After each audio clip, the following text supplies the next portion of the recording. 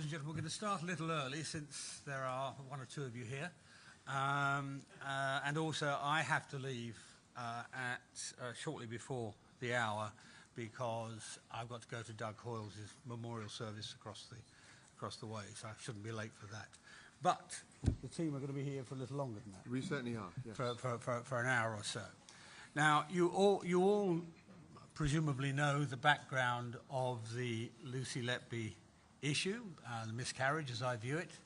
And today, what we're here to do is to present a report which is the idea, the genesis, the creation of Dr. Shoo Lee, who's sitting next to me, who will do most of the speaking today, who was originally involved in the case because one of his papers was misreported, really misused, and he then came and gave evidence in the leave to appeal or the appeal? The appeal. The appeal, in the appeal. Unfortunately, at that point, without effect. But this report, we will, just in practical terms, when Dr. Lee concludes his remarks, we'll issue copies of this, physical copies here in the room, which is basically the summaries of the report. And we will also send PDFs to all of your emails if we have them, so that you will have the hard copy available to you to refer to. Now, we're very lucky. Dr. Lee and his team have done all of this pro bono, all of this entirely out of the good of their heart, and he's come here today, I suspect at his own expense, to address this issue and put right what I think, anyway, is one of the major injustices of modern times. So he's a very well-known, very well-respected medical expert, particularly in this sphere, and the people he's brought together, as you will hear in a minute, are a spectacularly high-ranking bunch of world-class experts. The other people on the panel here, we'll come to them in a moment, is Mark MacDonald, who is Lucy's defence barrister, and Nina Modi, one of the team, but also pretty much our senior neonatologist in this country. She's a professor at Imperial, past president of the Royal College of Paediatric and Child Health, and is similarly engaged on the injustice that we're facing today. But with no more ado, may I introduce Dr. Shoo Lee, the star of today's show. Thank you. Well, thank you, Sir David. My name is Shoo Lee, and I'm here to share with you the findings of the International Expert Panel on the Lucy Letby case. But before I start, I'd like to share the sympathies and condolences of members of the International Expert Panel with families of the affected infants. We understand their stress and their anguish, and our work is not meant to cause more distress. Rather, it is meant to give them comfort and assurance in knowing the truth about what really happened. We know that they want to know the truth, and that is why we are here, to tell the truth. Should they have any queries or concerns, we'd be pleased to discuss them with them. So the background to this conference today is that in August of 2023, Lucy Letby was convicted in the murder of 7 babies and attempted murder of another 7 babies at the Countess of Chester Hospital Neonatal Unit. In April 2024, she appealed her conviction, but it was rejected. I testified at her appeal and was concerned that there were problems with the medical evidence that was used in her trial and appeal. As Lucy had exhausted all avenues of appeal, I proposed to Lucy's solicitors at the time that I would convene an international expert panel to examine all the medical evidence in detail and to produce an impartial, evidence-based report about the causes of death or injury of all the cases involved in the trial. The report would be released regardless of whether the findings were favorable or unfavorable to Lucy. Lucy and her solicitors agreed. So the International Expert Panel is an independent panel of some of the most experienced and distinguished neonatologists and pediatric specialists in the world. Our objective was to provide an impartial, evidence-based report about the causes of death or injury among the patients in the Lucy Letby case, based on the medical evidence. There would be no determination about innocence or guilt of the defendant. I was instructed to convene an international expert panel to examine the medical evidence. The panel is independent and worked under the agreement with Lucy and her lawyers that all findings would be released even if they did not favor the defendant. The defendant and her lawyers provided the panel with access to medical records and witness statements used in the trial. The panel self-determined how to examine the medical evidence, how to interpret the findings, and to produce a report independently. As chair of the panel, I issued the following instructions to the members of the panel. First, to review the medical records and determine the cause of death, in their opinion, or injury. Second, to review and comment on the expert witness statements and opinions. And third, to provide an independent report about the causes of death or injury. The methods we used was that each case would be examined by 2 experts independently, who then submitted their reports to me, the chair. If their findings were in agreement, their conclusions were accepted as final. If their findings differed, a third member of the panel was asked to review the case, and a consensus opinion was then developed. Summaries of each case were developed by the chair and approved by the panelists who examined the case, and then shared with the whole panel. Strict confidentiality was observed. I am the chair of the panel, and I invited members of the panel to participate on a voluntary basis and to work pro bono. Members of the panel, including myself, did not receive any benefits in cash or in kind, and even my trip here today is self-funded. The panel comprises 14 very experienced and well-known experts from highly prestigious institutions in 6 countries around the world, including Canada, the United States of America, Japan, Germany, Sweden, and the United Kingdom. They include 10 neonatologists, 1 pediatric surgeon, 1 pediatric infectious disease specialist, 1 senior neonatal intensive care nurse, and 1 other pediatric specialist. With the exception of myself and the member from the UK, the other members of the panel knew of the existence of the case, but otherwise had very little knowledge about it. I will give brief introductions to the members of the panel in a moment, and their biographies are in the summary report, so you can refer to it to see who they are and what they have done. We also relied on the reports of 2 external experts in engineering for information about insulin and C-peptide testing, and these experts were under instruction by those representing Lucy Letby. Now, the members of the International Expert Panel are as follows. I'm the chair. I'm Professor Emeritus at the University of Toronto, an honorary physician at Mount Sinai Hospital, and president of the Neonatal Foundation and founder of the Canadian Neonatal Network. I was previously the head of neonatology at the University of Toronto and the Hospital for Sick Children.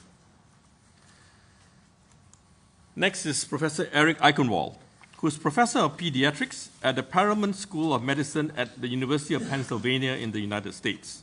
He's also the Chief of the Division of Neonatology at the Children's Hospital of Philadelphia and holder of the Thomas Friedrich McNair Scott Endowed Chair. Professor Helmut Hammler is the Senior Medical Director of the European Foundation for Care of Newborn Infants in Germany, and formerly he was the head of neonatology at the University of Ulm and Ulm Hospital.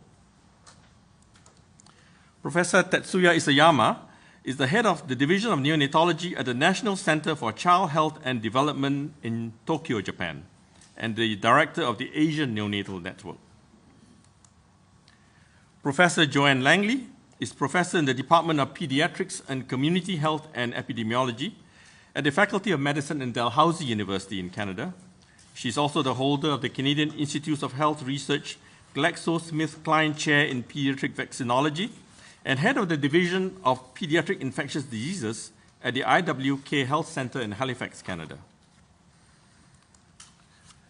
Professor Nina Modi is one of the most senior neonatologists here in the UK. She is the Professor of Neonatal Medicine and Vice Dean International at Imperial College London, Honorary Consultant to the Chelsea and Westminster NHS Foundation Trust, and President of the European Association of Perinatal Medicine, and a former President of the Royal College of Pediatrics and Child Health here in the UK. Sandra Moore, I don't have a picture, unfortunately, but she's a senior staff nurse at the South Lake Regional Health Centre in Newmarket, Canada, and a member of the Sullivan Medical Legal Experts, Richmond Hill, Ontario. Professor Michael Norman is professor and senior physician at the Department of Clinical Science, Intervention and Technology at the Karolinska Institute in Stockholm, Sweden.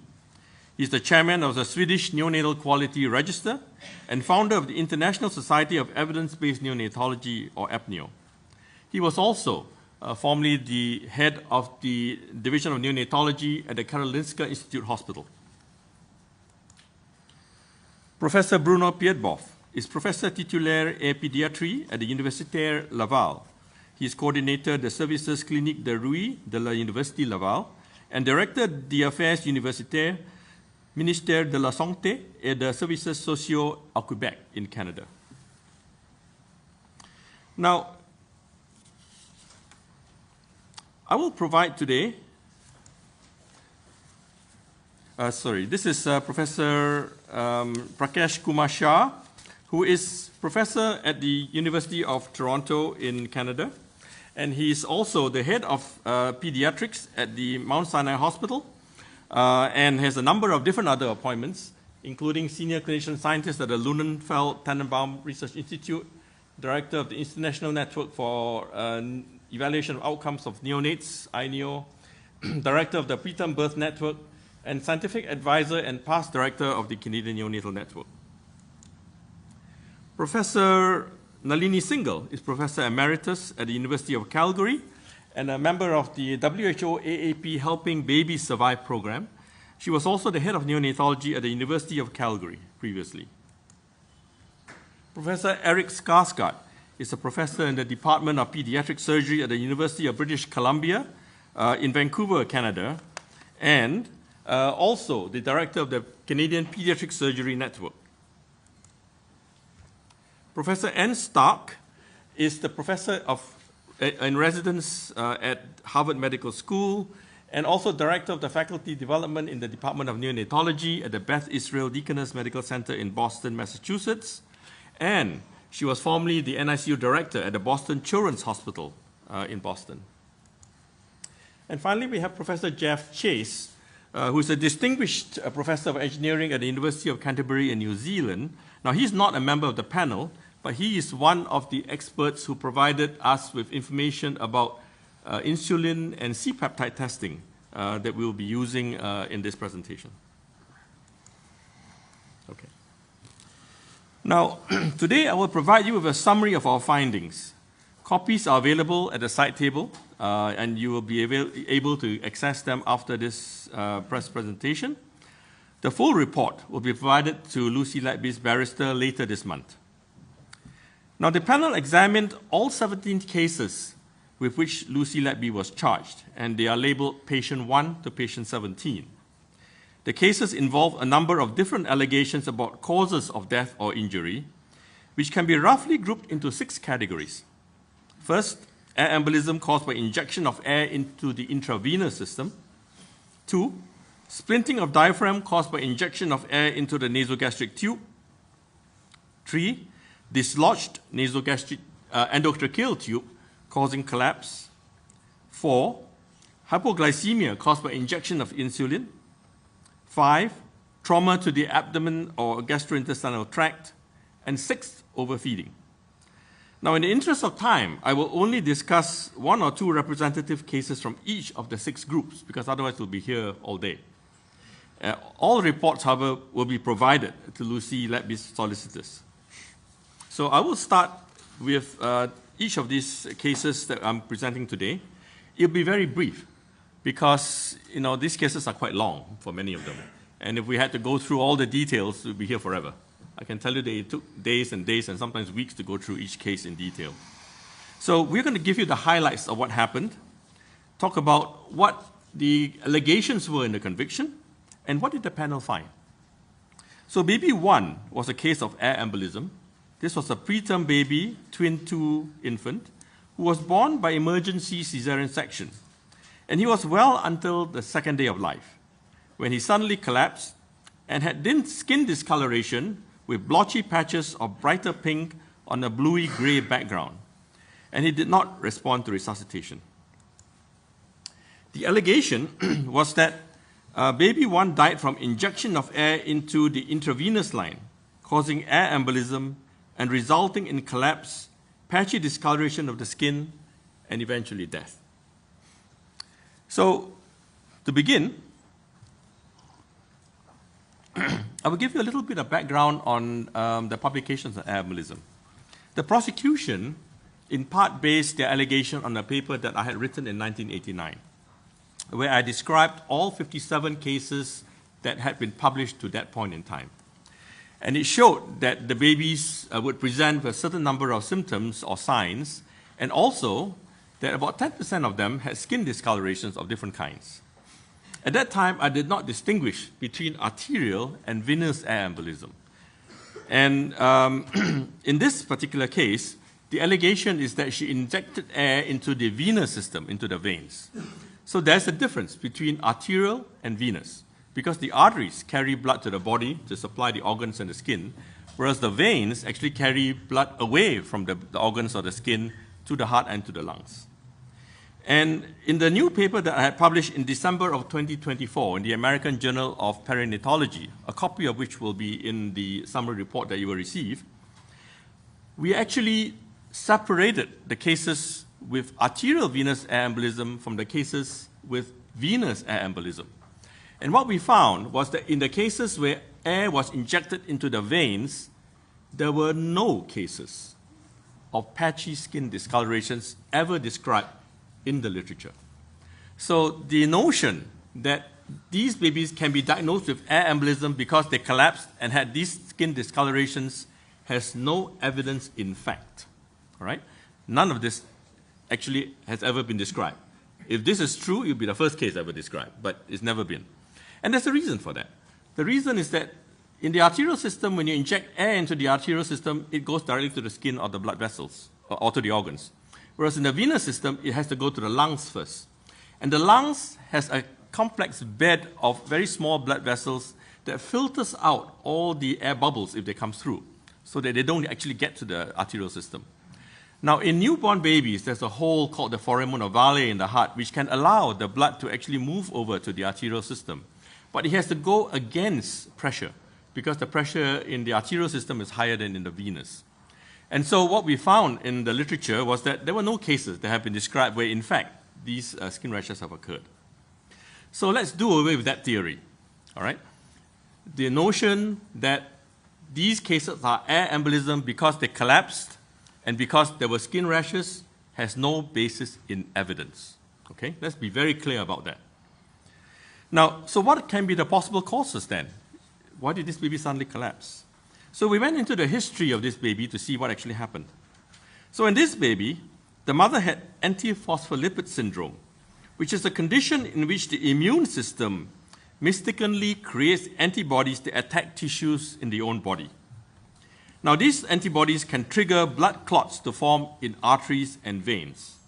And during pregnancy, these antibodies can pass through the placenta to the neonate and lead to thromboembolism, which means clotting in the baby.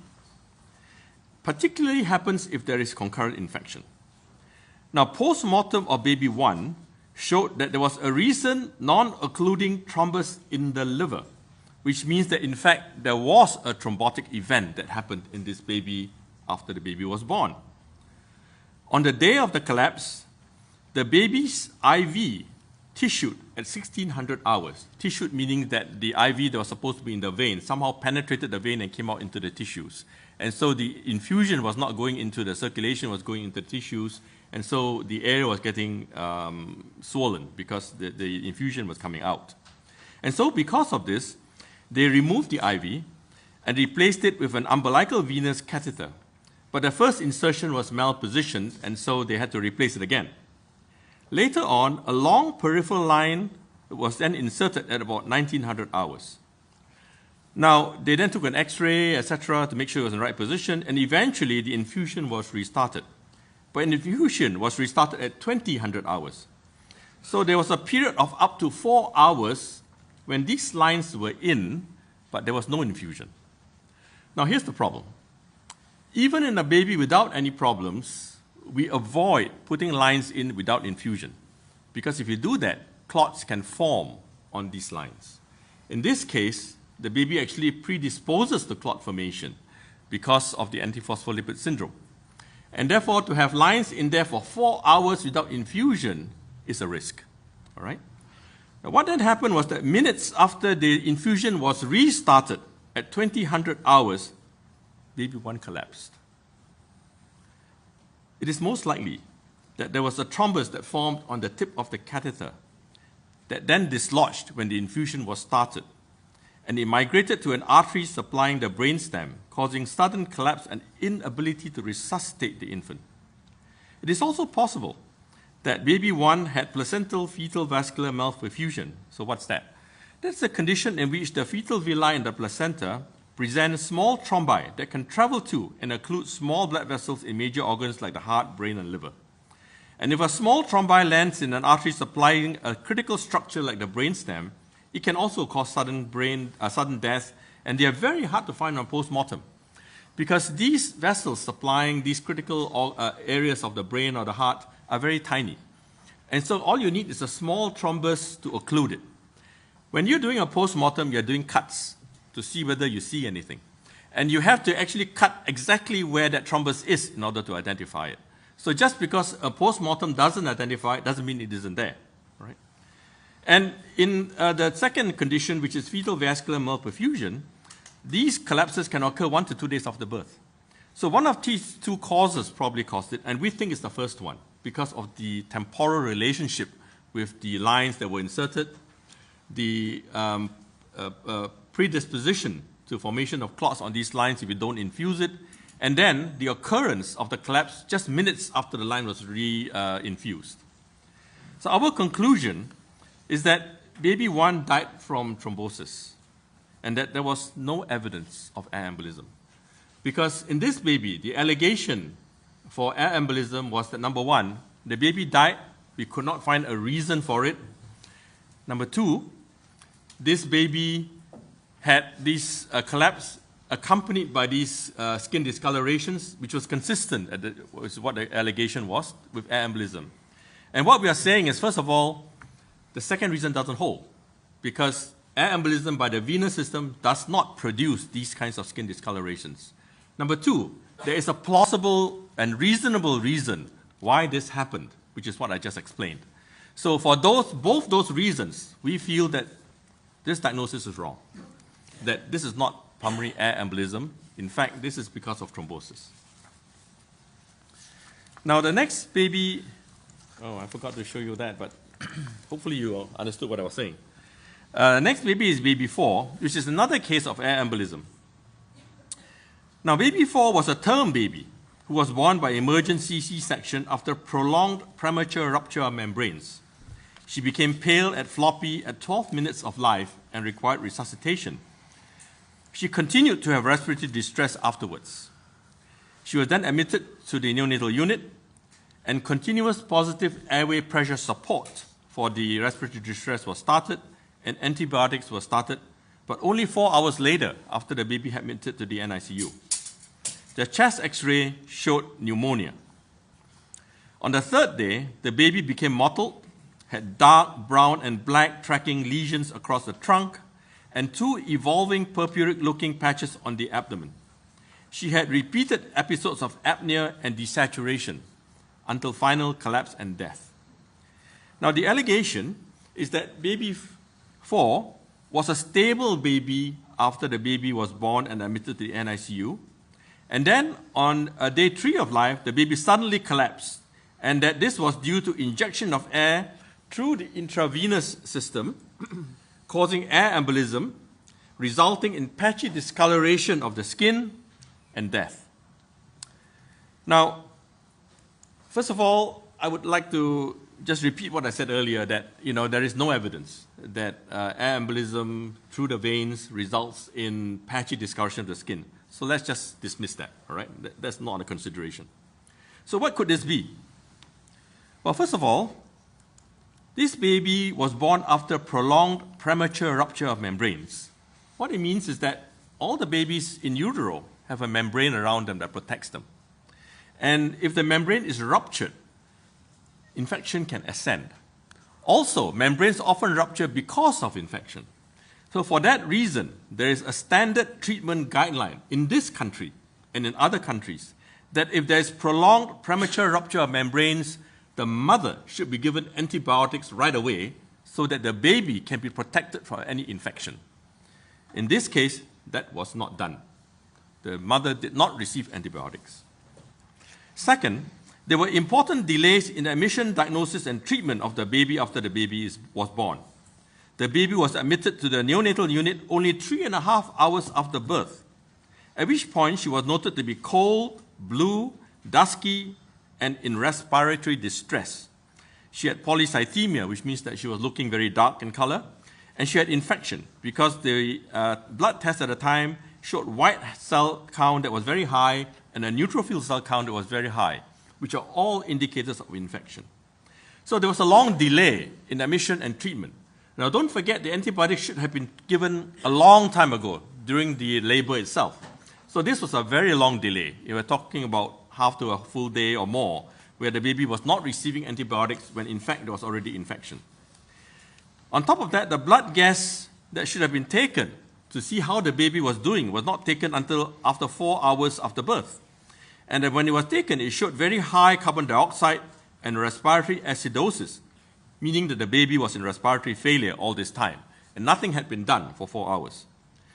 The continuous positive airway pressure support for the baby was again started nearly 4 hours later after birth, despite the baby having respiratory distress.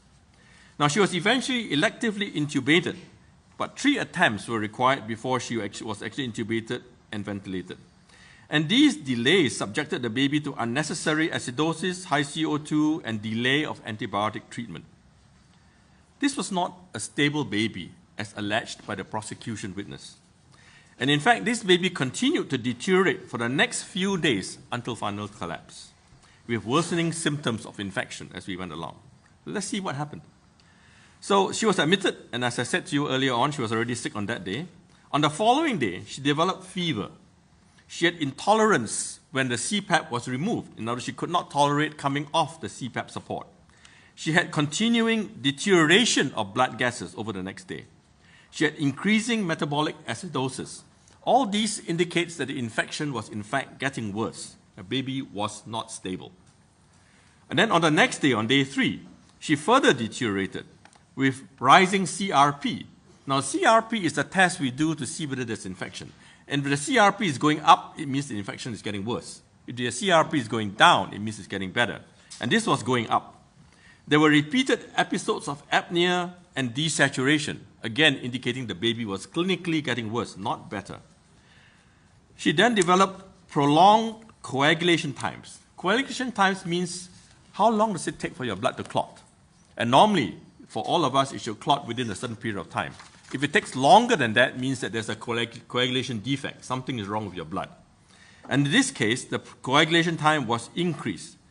Now, this is a serious development because it indicates that the infection is going out of control. Most of us, when we are infected, we are sick, whatever, the coagulation times don't change. But if the coagulation times change, it means that this baby is going into what is called disseminated intravascular coagulation. And this is a condition that appears when the baby is severely infected and severely ill because it causes spontaneous coagulation of the blood throughout the whole circulatory system. The blood just starts to clot everywhere. And as it clots, it consumes the coagulation factors, and that's why you see a coagulation defect. And then that leads to spontaneous bleeding in all the organs and elsewhere in the body. So when you see something that's starting to cause coagulation defects, this is in fact an early sign of DIC that is developing. And so the blood vessels in the skin are compromised because if you have clotting in the blood vessels of the skin, they compromise the blood flow, which together with hypoxia, triggered dilation, and contraction of small vessels in the skin, which then results in the skin discoloration that you see, and tracking lesions and so on. And she ultimately collapsed and deceased. So this baby died of systemic sepsis, pneumonia, and disseminated intravascular coagulation. The mother should have received intrapartum antibiotics prior to delivery. There was delay in recognizing respiratory distress after birth. There was delay in starting antibiotics and delay in starting treatment for the respiratory distress. We did not find any evidence of air embolism.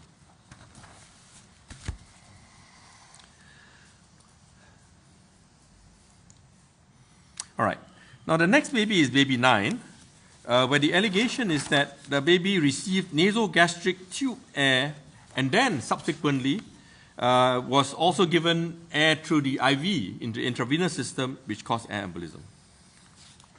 Now, baby 9 was a preterm infant with intrauterine growth restriction, respiratory distress syndrome, and chronic lung disease, who had repeated episodes of apnea, desaturation, and bradycardia, needing resuscitation during the hospital stay. And the baby was in hospital for quite a period of time. The baby also had an episode of lung collapse and reports that there were thick gelatinous airway and oral secretions.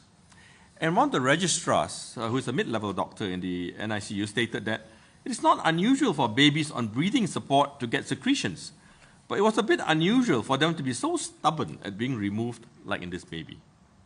And after each period of apnea and desaturation, they had to resuscitate the baby using back and mask ventilation, and then the abdomen was distended. And abdominal x-rays taken after that showed gaseous distension of the intestines. At 2.5 months, she had an episode of severe apnea, bradycardia, desaturation, and heart block, and then deceased. So it was alleged that air was injected into baby 9's stomach through a nasogastric tube, leading to recurrent episodes of abdominal distension, which then splintered the diaphragm and caused respiratory arrest and failure, needing resuscitation. It was also alleged that on the 13th of October, that the apnea alarm was deliberately turned off, resulting in delay and response to a collapse. And that on the 15th of October, air was injected into her intravenous tubing, causing air embolism and death.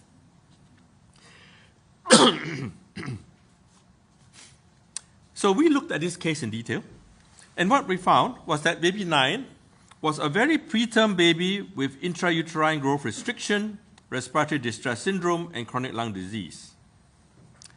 Also, that in fact, surveillance cultures, which are normally done after a baby is admitted to the unit from outside, to make sure that there are no dangerous bacteria being brought into the NICU. So they routinely culture all these babies after admission.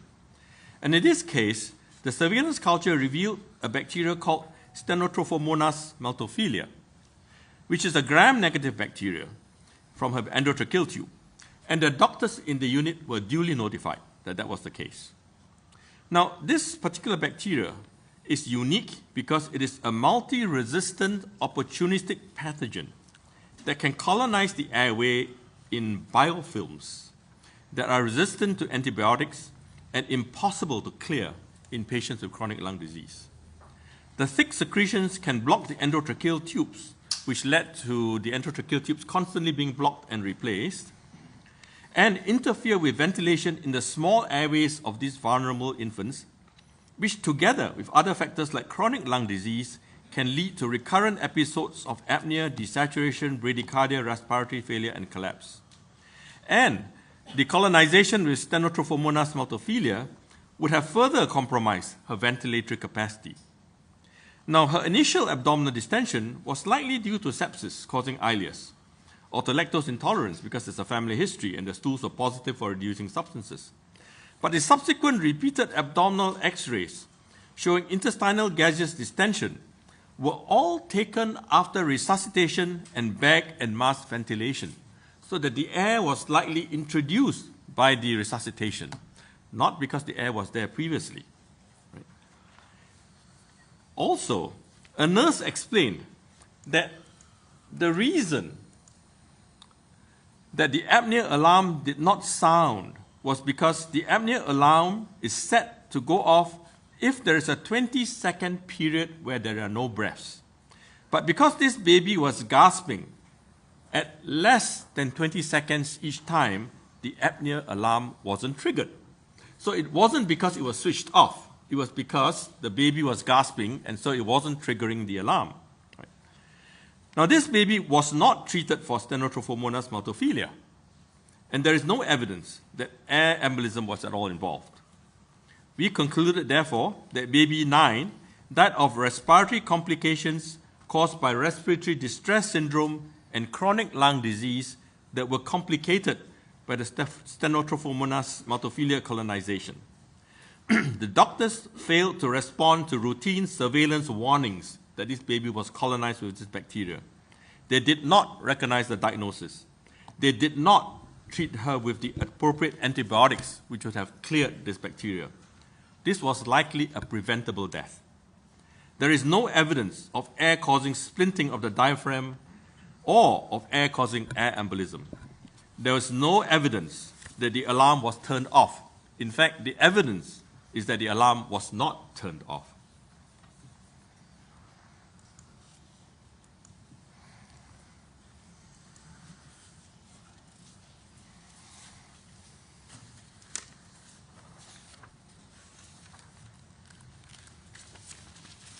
Give me 1 second, I'm missing a page here. There we go, thank you.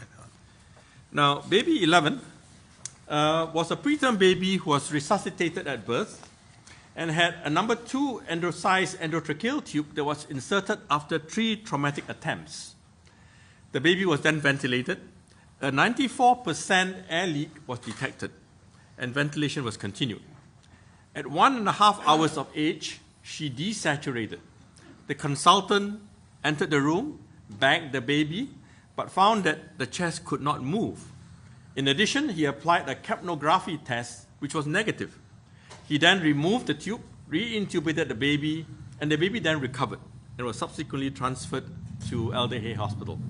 So let's just understand what actually happened here. So when a baby has collapsed and the tube is in place, the consultant first has to check to make sure the tube is there. Because if the tube is in the right place, he would then ventilate the baby using bag and mask and so on. And in this case, he said that he attempted to ventilate the baby. In other words, he disconnected the endotracheal tube from the machine. He put on a bag and mask, and he bagged it to see whether the chest would move. And he said the chest did not move. And if the chest did not move, then potentially the tube was not in the right place. Secondly, he applied a capnography test. So this is a device that you connect to the endotracheal tube, and it measures carbon dioxide. So if the tube is in the endotracheal tube is in the trachea, then when the baby expires, carbon dioxide will come out, and this device will measure it. So if you measure carbon dioxide, you can say that the tube was in the right place. If you don't measure carbon dioxide, it is potentially not in the right place and potentially could have been removed. All right. The consultant, therefore, concluded and alleged that baby 11's first episode of clinical deterioration, which I'm talking about, was caused by deliberate dislodgement of her endotracheal tube because bagging failed to move the chest and carbon dioxide was not detected on capnography. He also alleged that the incubator alarms were deliberately turned off to prevent prompt rescue response because he did not hear the alarms when he entered the room. So we examined the evidence to see what actually happened.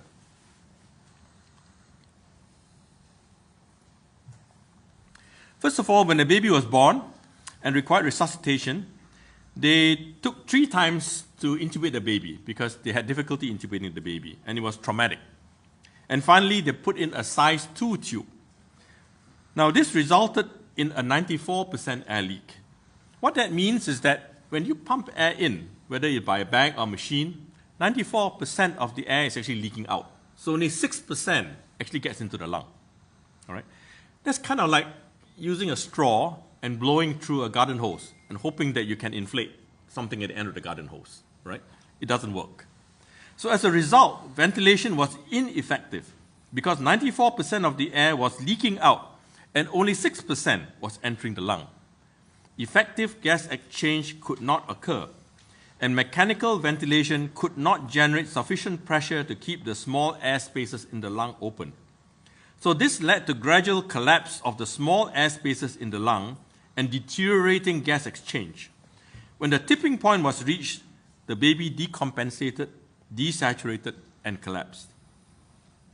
Now, when the small air spaces in the lungs are collapsed, if you try to reopen these collapsed air spaces, it actually requires relatively high pressures because they are collapsed, and therefore you need higher pressure to actually open them. With a 94% air leak, bagging will not do the job because the air is all leaking out. It doesn't get into where it's supposed to go. In addition, the consultant was using a device called the NeoPuff. Now, the NeoPuff is actually a safety device because it's a valve that is pressure limited. So when you bag, it limits the amount of pressure you can give so that you don't give excessive pressure to the lungs. Now, in this case, however, because the lungs are collapsed, you actually need higher pressure to open it up. And so when you're using a NeoPuff, you're not delivering sufficient pressure. So both these reasons will account for why the chest did not move when the consultant tried to bag the baby. The capnograph, as I explained, measures CO2. But with a 94% air leak, the CO2 is all leaking out. And the capnograph requires the CO2 to build up in the tube to the point where it can be detected. If the air is all leaking out, the CO2 is all leaking out and you cannot detect anything. And there's good studies to show that when the air leak is more than 20%, your ability to measure CO2 starts to drop. By the time you're 80% air leak, you measure nothing. And we've got a 94% air leak here. So for those two reasons, there's actually no proof that the tube was even dislodged. It was probably in the right place. It's just that the consultant didn't know what he was doing. The consultant also stated that he did not hear the alarms. But another nurse, in her testimony, stated in her statement that when I returned to the unit, I immediately became aware of the alarms sounding from baby 11's incubator, and I rushed in to help. So there is actually a statement from another nurse saying that the alarms were not off. They were actually working. Perhaps the consultant just didn't hear them. So our conclusions was that first, there is no evidence to support a dislodged endotracheal tube. The clinical deterioration was caused by the use of an undersized endotracheal tube, and the initial intubation was traumatic and poorly supervised. The consultant did not understand the basics of resuscitation, of air leak, of mechanical ventilation, and how the equipment that he was using, that were commonly used in the neonatal unit, like the NeoPuff and capnograph, actually worked. There is evidence that the incubator alarms were not turned off. Right. Next, we're going to talk about baby 6. That's what we call an alarm. That alarm was good. Yes. Wasn't turned off. Now, baby 6 was a preterm twin 2, borderline intrauterine growth restricted baby, male, who was born by emergency cesarean section. He had mild respiratory distress syndrome and hyperglycemia requiring insulin treatment. And on the 5th of August, at about 1:30 in the morning, he then developed sepsis and hypoglycemia and was treated with antibiotics and intravenous glucose infusion. Over the next 17 hours, his glucose remained low, ranging from 0.8 to 2.4. And this was despite repeated doses of 10% dextrose to try and raise the blood sugar. In fact, they were given very frequently. Every time they tested it was low, they would give another bolus injection of 10% glucose. And that's like less than 2 hours between each dose. So it was very frequent that they were giving this. And still the sugar didn't come up. At about 1000 hours, which is about 9 hours after the initial hypoglycemia, it was noticed that his IV line was in fact tissued. And as I explained earlier, tissued means that the line was out of the vein, and therefore it was infusing fluid into the tissues. And it was also noted there was extensive swelling and induration, meaning very hard, of the right groin, thigh, and leg. What that means is that this infiltration had gone on for quite a long time, because otherwise you wouldn't have this amount of extensive swelling and induration of the groin, thigh, and leg. In other words, the IV that was giving sugar wasn't actually giving any sugar because it was actually going into the tissues. So the baby wasn't receiving any sugar, and that was why the sugar stayed low. Now, when this was noticed, the IV was turned off appropriately. So it was stopped at about 1000 hours. And then a long line was put in. And at 1200 hours, the IV was restarted. And at 1200 hours, it is also routine in this unit that all the IV bags are changed. So that for this baby, one would presume that the IV bag was not also changed. And then the sugar still remained low. So that at 1900 hours, the dextrose infusion was increased to 15% from 10%, and the hypoglycemia then resolved. Now, it was alleged that baby 6 was given exogenous insulin through the infusion bag because there was a prolonged period of hypoglycemia. Further, that when the infusion was stopped from 1000 to 1200 hours because of the IV being infiltrated, the sugar actually went up from 1.3 to 2.4. So how can that be? If you're not giving sugar, the sugar should be dropping. And so the conclusion that was drawn by the expert witness for the prosecution was that the IV bag must have contained insulin, and that's why it kept the sugars low. And when you stop the insulin because the IV was stopped, then the sugars came up. Thirdly, that the blood glucose after the infusion bag was changed at 1900 hours caused the sugars then recover, so that insulin must have been put into the bag before the bag was changed at 1900 hours. And finally, that they had done a test which showed that the baby had high insulin but low C-peptide, which indicates that exogenous insulin was used. So what does that mean? What happens is that when your body produces insulin, there's a small protein called a C-peptide that is cleaved off. So whenever you produce 1 unit of insulin, 1 C-peptide protein is also cleaved off. So you would expect that if you produce insulin yourself and it was not given externally, that both of these would rise. If, however, you're given insulin from outside, then the insulin would go up, but the C-peptide would not go up because there was no production by the body and no C-peptide would be produced, right? And in this baby, when they measured, they found that the insulin level was very high and the C protein was low. So it must mean that the insulin was being given by the outside, somewhere outside, and not being produced by the baby itself. So let's look at the evidence here. First of all, the hypoglycemia started with sepsis, which often precipitates hypoglycemia, all right, in these babies. And it was prolonged because the IV infiltrated for several hours. We don't know how long. We just know that at 1000 hours, the nurse found that this baby had a swollen groin and thigh and leg. So for some number of hours before that, the baby wasn't getting any dextrose. And that probably explains why the baby was hypoglycemic during this time.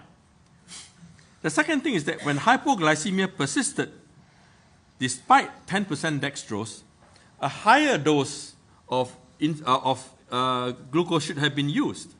Because if you're giving 10% dextrose infusion, and there's still hypoglycemia, it means it's not enough. You should be increasing the amount of glucose you're using. And that wasn't done until 1900 hours. So for the whole day, the same amount of glucose was being used. Instead, what they did was to give repeated doses of 10% glucose. Now the problem is that that's actually the wrong treatment. Because the way to treat hypoglycemia is that you give a continuous infusion and then you titrate it to increase the amount required so that the glucose will then come up in the blood and come to the level that you require. When you give repeated bolus doses, which means that you just pump a big dose in at one time, of 10% dextrose, it actually worsens the hypoglycemia. Because every time you pump a surge of glucose in, the glucose rises in the blood. There's a surge of glucose. And that triggers a surge of insulin production by the pancreas, because that's what it's programmed to do. And that surge of insulin will then force down the glucose, and then you get hypoglycemic again.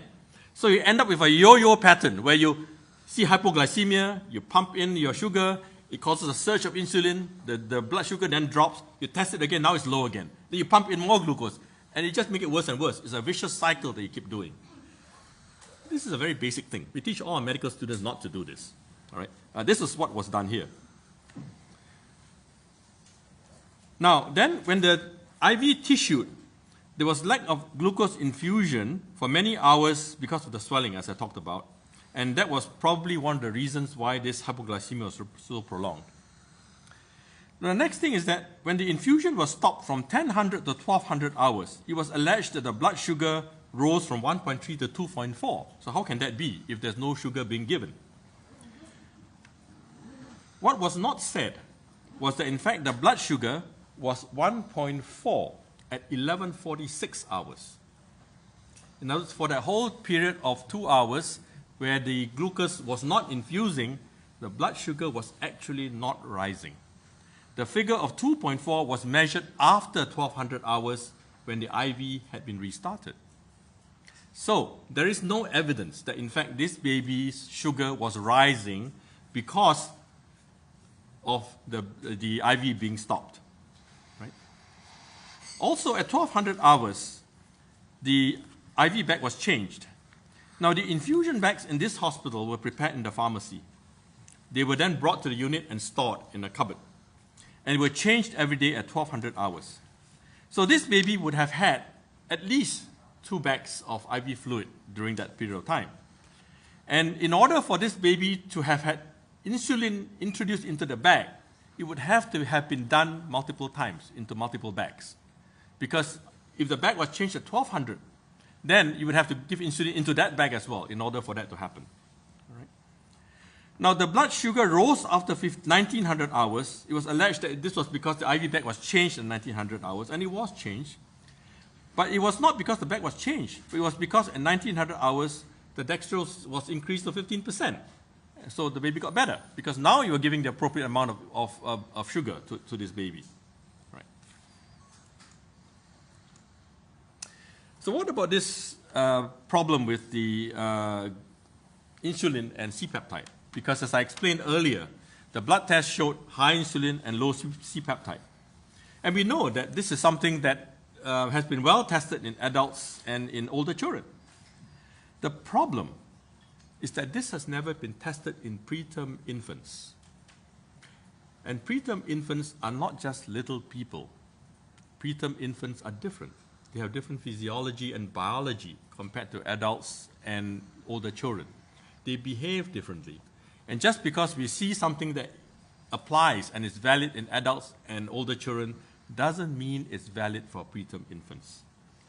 So Professor Jeff Chase, whom you saw a picture of earlier on, is someone who has been studying this his whole life. This is what he does for a living. His whole career he has been studying this. And what he reported, and a copy of his report is in the summary report that you receive later on, he reported that preterm infants have different insulin and C-peptide standards than adults. Exogenous insulin is unlikely to be the cause of hypoglycemia for several reasons. First, the C-peptide in this case would have been low for an adult or older children, but it was not low for preterm infants. In fact, the level for this baby would have been at 20 to 45 percentile of all preterm infants. In other words, right in the middle. Average. Yeah. Average for a preterm infant. It was perfectly normal. Right. Second, if the insulin was really that high, the potassium levels would have been reduced. But in this baby, the potassium levels were normal. So that couldn't have been the case. The glucose levels should be lower if exogenous insulin was used. And the insulin C-peptide ratio was within the normal expected range for preterm infants. All right? Because the experts in the trial were using standards for adults and for older children. They do not apply to preterm infants. All right? And finally, that preterm babies have a lot of antibodies. And these antibodies bind insulin. And when you measure insulin, it measures not just the active insulin in the blood, it also measures the insulin that is bound to these antibodies. And so you get a falsely high level of insulin when you measure the insulin in these preterm infants. Right. Finally, that the immunoassay that is used is unreliable because there are many interference factors. For example, if you have sepsis, if you have antibiotics, if antibodies, it will all cause these measurements to be wrong.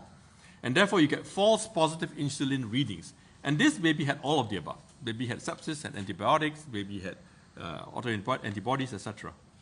And therefore, we concluded that baby 6 had prolonged hypoglycemia because of sepsis, prematurity, borderline intrauterine growth restriction, lack of intravenous glucose when the long line infiltrated for a prolonged period of several hours, and also poor medical management of the hypoglycemia.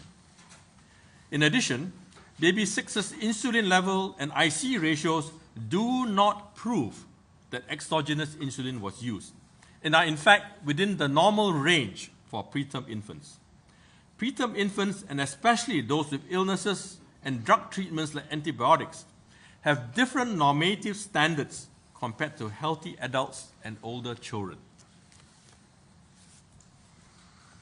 Right. Next is baby 15. Baby 15 was a preterm second triplet born by in-labor cesarean section, and the triplets were extracted very quickly, one after the other, a minute apart. And at 36 hours, he had rising heart rate and respiratory rate, temperature instability, and mild abdominal distension. On day 3, there was further deterioration. The abdomen became more distended. Visible loops of bowel were seen. The baby was uncomfortable after feeds, vomited, had a high blood lactate, carbon dioxide, bilirubin, and acidosis. He was intubated and given high-pressure ventilation. He then collapsed and had purpuric discoloration of the right chest. Resuscitation included intubation, ventilation, cardiac massage, and needling of the abdomen, which failed. So the baby died. Post-mortem showed a ruptured subcapsular hematoma of the liver. Now, it was initially alleged that baby 15 received inflicted blunt trauma to the abdomen, causing purpuric discoloration of the chest and a ruptured subcapsular hematoma of the liver, and that the abdomen was distended because air was injected through the nasogastric tube to cause gaseous distension of the intestines. And later, the accusation was then changed to say that, in fact, there was deliberate injection of air into his intravenous system to cause air embolism, collapse, and death. So let's see what really happened. Baby 15 collapsed because the subcapsular hematoma ruptured, causing acute major hemorrhage into the peritoneal cavity that was sufficient to cause the hemoglobin to drop by half. In other words, half your blood was lost into the abdomen because of the rupture. Now, you should know that for all of us, if you lose 20% of blood volume, you go into shock. When you lose half the blood, pretty much you exsanguinate to death, right? So this is a very major event. Now, the subcapsular liver hematoma is the result of traction or shear forces that are applied to the thin, fragile liver capsule through the hepatic ligaments. In baby 15, it was highly likely that this was the result of extremely rapid delivery, and this is a well-recognized cause of birth injury. And one of the other triplets also had the same subcapsular hematoma, although it was not this severe. So the fact that two of them had the same problem, again, confirms that this was likely caused by birth injury. All right? In other words, when the baby is suddenly precipitously delivered and the traction forces are applied, that's when you get this injury. When you apply blunt trauma to the chest, you cannot generate the kind of shear or traction forces required to cause subcapsular hematoma. It doesn't happen, right? You can hammer the chest all you want. It's not going to cause this kind of a subcapsular hematoma. Now, bleeding into a subcapsular hematoma is characteristically initially very slow because there's a capsule around the liver, and so it is contained by the pressure of the enveloping liver capsule. And in the early stages, the clinical signs are insidious and difficult to recognize.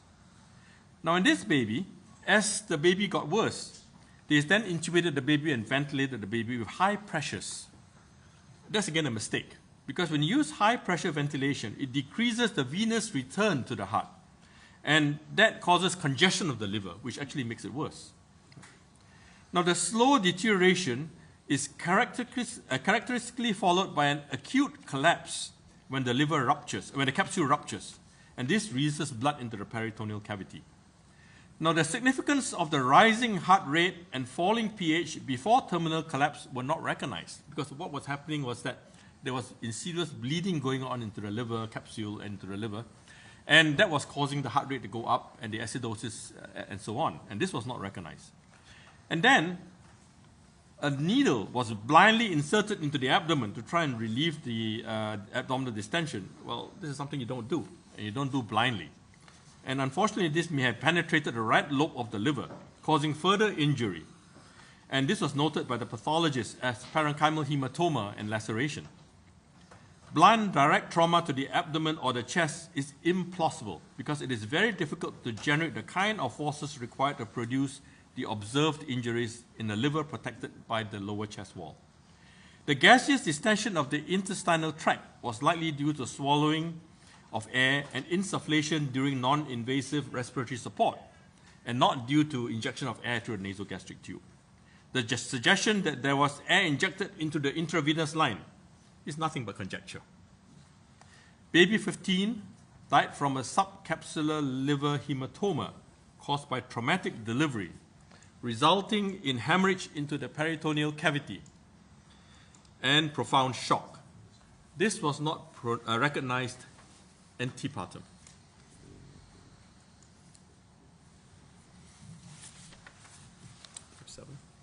Now, the last baby I'm going to talk about is baby 7. I'll find it for you. Copy. Sorry, a couple of my pages are missing here. I need his alarm to go off again.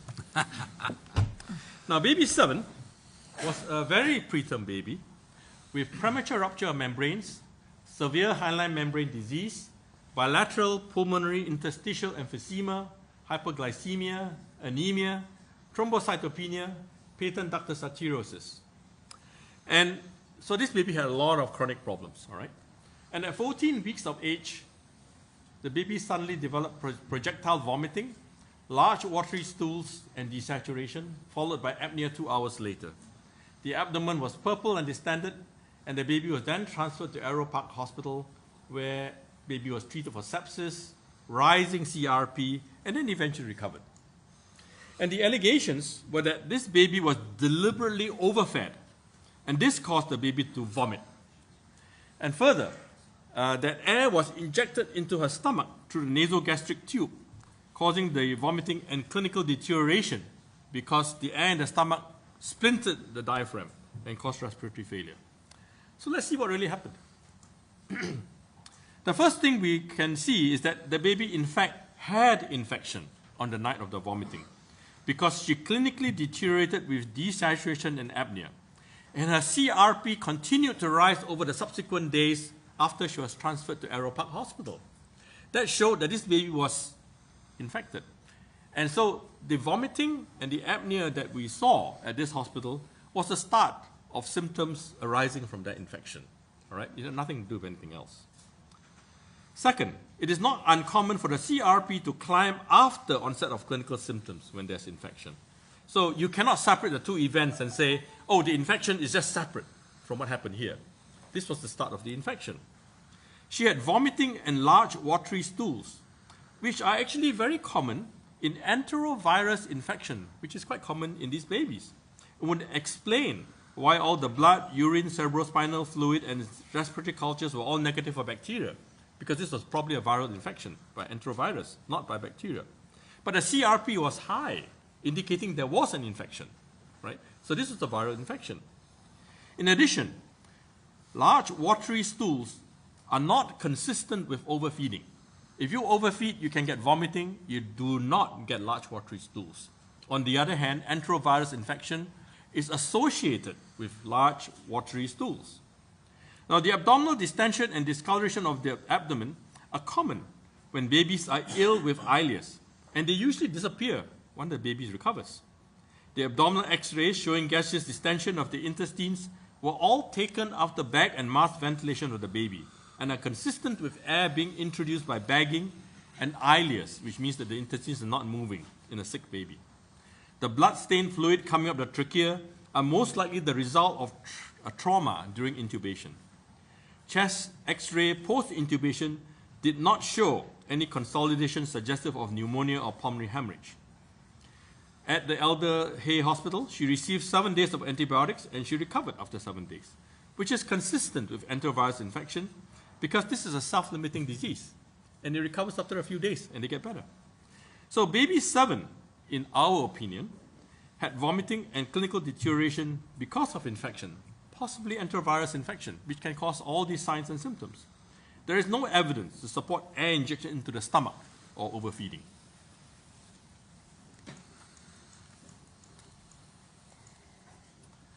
So just to summarize all the findings we had in terms of the medical problems that we are seeing at this hospital, we found that the medical histories were incomplete.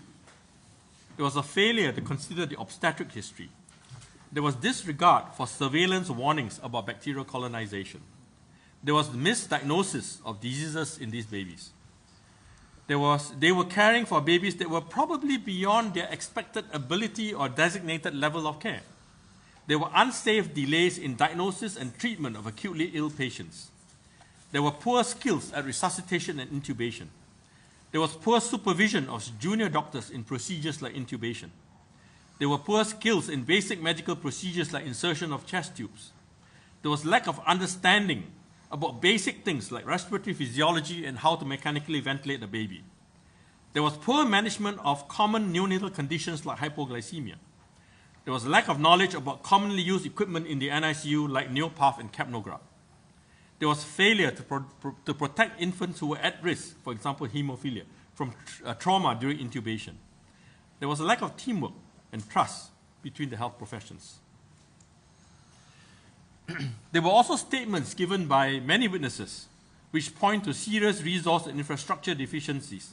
And these specific concerns that were expressed by individuals include inadequate numbers of appropriately trained personnel in the unit, lack of training for assigned nursing roles, inadequate staffing and workload overload, poor plumbing and drainage resulting in the need for intensive cleaning in the unit. And this is a potential factor in Stenotrophomonas maltophilia infection because this particular bacteria thrives in water, and particularly in dirty water and bad water. There was poor environmental temperature control in the facility. There was difficulty in finding a doctor when the need arose. There was congestion at the medication cabinet and preparation trolley. There was lack of appropriate facilities for sterile preparation of drugs. Some high-risk infants should have been born and cared for at higher-level institutions, but were born and cared for in this hospital. And there were delays in transfer of sick infants to higher-level facilities when the need arose. So these are not things that we invented. These are statements given by people who worked in the unit. Our conclusions of this panel, therefore, was that there was no medical evidence to support malfeasance causing death or injury in any of the 17 cases in the trial. Now, I've only presented you 7 of the cases, 7 of the 14 official convictions, but the others are similar. It's just nuances, changes of variation in the details, all right? Death or injury of all the affected infants were due either to natural causes or to errors in medical care. There were serious problems related to medical care of patients at this hospital.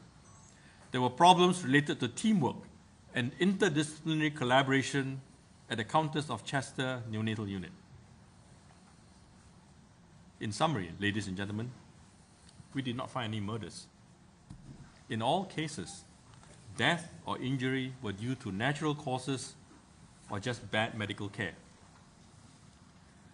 Lucy was charged with 7 murders and 7 attempted murders. In our opinion, the medical evidence doesn't support murder in any of these babies, just natural causes and bad medical care. Our full report will go to Lucy's barrister later this month, and then it'll be up to him and the courts to decide what next to do. So in closing, I'd like to thank you for attending this press conference. I hope our findings bring comfort and closure to the families of the affected infants, and our hearts and sympathies go out to them. I would like to thank Sir David Davis and Mr. Mark McDonald for their efforts, and Sir Davis in particular for graciously organizing and chairing this meeting. I would also like to thank the members of the international expert panel. They are some of the most experienced and best minds in neonatology in the world today, and they are incredibly busy people who who have given freely and generously of their time to this effort to uncover the truth. And they have done so with objectivity and impartiality, knowing that regardless of whatever they say, whether it's favorable or unfavorable to Lucy, it would be released, because they did not come into this to free Lucy. They came into this to discover the truth. Finally, we hope the authorities will consider our findings seriously and act accordingly, because you will not find a better panel of experts anywhere in the world. These are the best in the world that you can find, and they come from the most prestigious institutions. They come from Boston's Children's Hospital, Children's Hospital of Philadelphia, Hospital for Sick Children in Toronto, Imperial College, Karolinska Institute, Ulm, Tokyo National Child Center, and so on. Right? These are truly the best. And today is actually a historic day, because it is possibly the first time that a group of the top minds in neonatology in the world have come together voluntarily and pro bono to provide clarity to some very vexing questions about a troubling case. If you are looking for the truth, you don't need to go any further. I'll be happy to take any questions. Thank you very much indeed. That's an astonishing set of revelations. So thank you for that, and thank you to your panel, who have, as you say, given their time for pro bono. Now, can people identify themselves and their organisation? I'll go right across from right to left. Sir, you. Yep. John Sweeney, podcast Lucy Letby, Was There Ever a Crime? Thank you. Thank you very much, Dr. Lee. Can you tell me, on the PubMed, how many publications have you authored? In terms of peer-reviewed publications in journals, I've authored over 400. How many peer-reviewed publications, according to PubMed, has Dr. Dowie Evans, the Crown's star expert witness? I don't know. The answer is 0. So, in simple footballing terms, we've all heard of Liverpool, we've all heard of Andover Town, and they both score goals. Here is the problem. You and your panel have written together thousands of peer-reviewed papers on neonatology. The Crown star witness, Dr. Dowie Evans, has written 0. What does that tell you about the scientific knowledge of Cheshire Police, of the Crown Prosecution Service, the judge at the trial, and the judges at the appeal court, that they do not understand the difference between scientists who have published multiple papers on this subject and someone who has published nothing? So, first of all, the panel that we have is, as I said, this is the top notch in neonatology. This is the creme de la creme, the dream team of neonatology. You're not going to find any better, right? And if they can't tell the truth, nobody else will. You can find all the people in the world, and they're not going to get any better than this. With respect to the Cheshire Police, I don't know. I mean, I don't know the police. With Dr. Evans, I don't know him either. And you tell me that he hasn't published anything. If you look at this panel, there's probably about 500 person-years of experience with all these people. These are the heads of units of the top institutions in the world. So I would trust their judgment. When it comes to Dr. Evans' testimony and his opinions, I would ask you to ask 3 questions. First of all, the first question would be, if our panel found so many problems with the medical care provided by this team at this hospital, how is it that Dr. Evans found none? Because in none of the 17 cases did he even identify one problem with the medical care provided at the hospital. The second question I would ask is this. He seemed to be rather selective in his use of information. So if he wasn't selective, if all the information was used, in fact, you would come to a very different conclusion than what he came to. Just take, for example, the case of the hypoglycemia, where he said there was no sugar for 2 hours and the blood sugar grows, therefore it must be insulin. In fact, he missed the one important value, which was at 1146, showing that the blood sugar, in fact, did not rise. So was he just careless, or was it deliberate? The next question that I would ask is, even when there's an obvious cause of death, why did he go around looking for malfeasance? So I would ask you to ask these 3 questions. and ask Dr. Evans that. If you can answer those three questions, I think you have the answer to your question. Sir. Can I ask Professor Ninamobi, with your experience of the BMA and colleges and the NHS, does this evidence point to yet another maternity scandal in the NHS? Thank you very much. I want to make it quite clear that I'm here in a personal capacity. I'm not representing any organisation, not the BMA, not the RCPCH or any other organisation. What we have shown is, as Professor Lee has outlined to you, that there were plausible reasons, very, very plausible reasons for these babies' deaths, and that there was a combination, if you take the totality of the 17 cases, there was a combination of babies being in the wrong place, delivered in the wrong place, delayed diagnosis, and inappropriate or absent treatment. It was not our brief to comment on the wider issues facing the NHS or on other maternity reports that have been issued recently.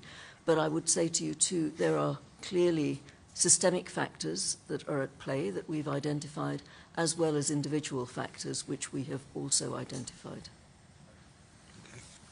Yeah. Thank you very much. Tina Yassen from Denmark Public Broadcaster. So David Davis, I wanted to ask you a question. Looking at all this together and the conviction, what does that tell you about the British justice system and what the evidence you're looking at today? And also, where does the case go from here? Where could it go from here? She's lost a bit to appeal, of course, we all know that. So where could it possibly go now? First, the British judicial system. Back in 2011, the Law Commission published a report challenging the handling of expert evidence in court. Who appointed it, who paid it, how they selected it, and so on. This case is a case study in why that report should have been implemented. It hasn't been, and it should be now. Right? Secondarily, there is currently a Law Commission investigation into the basis of conceding appeals. Of allowing appeals, sorry, not conceding appeals. That too, I think, is necessary, overdue in fact, and we need to reconsider the basis on which we accept or define evidence as new for the purposes of appeals.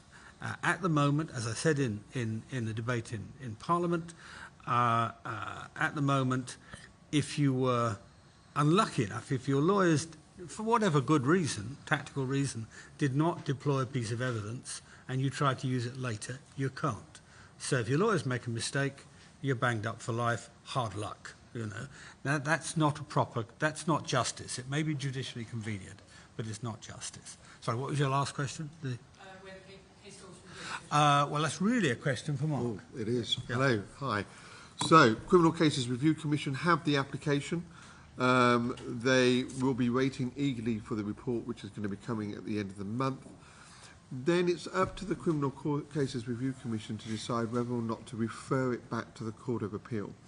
What you've just heard and what will be in the report is overwhelming evidence that this conviction is unsafe and must be immediately referred back to the Court of Appeal. So we will be waiting patiently for them to make that decision. I, for one, find it very hard to understand how they cannot refer it back on the basis of what we've heard today. Yes? Tessa Chapman, Flying News. To Mr MacDonald, have you discussed these findings with Lucy Letby herself and what was her reaction? You know, what I have done since I've instructed is not talk about Lucy and not talk about where she is and what she's doing. I've focused upon the issues in relation to an unsafe conviction. But she has hope, and that's all I can say. At the back there. Sir. Hi, Josh Halliday from The Guardian. Can I just ask, how many of the 7 deaths do you think were preventable? That's a tough one.